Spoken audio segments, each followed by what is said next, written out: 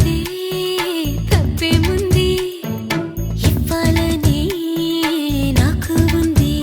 కానీ సిగ్గే నన్ను ఆపింది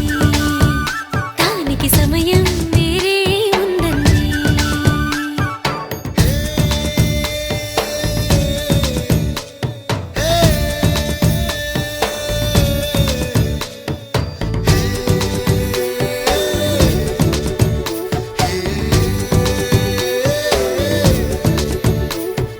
చలిగాలి అంది చలికి వణుకే పుడుతుంది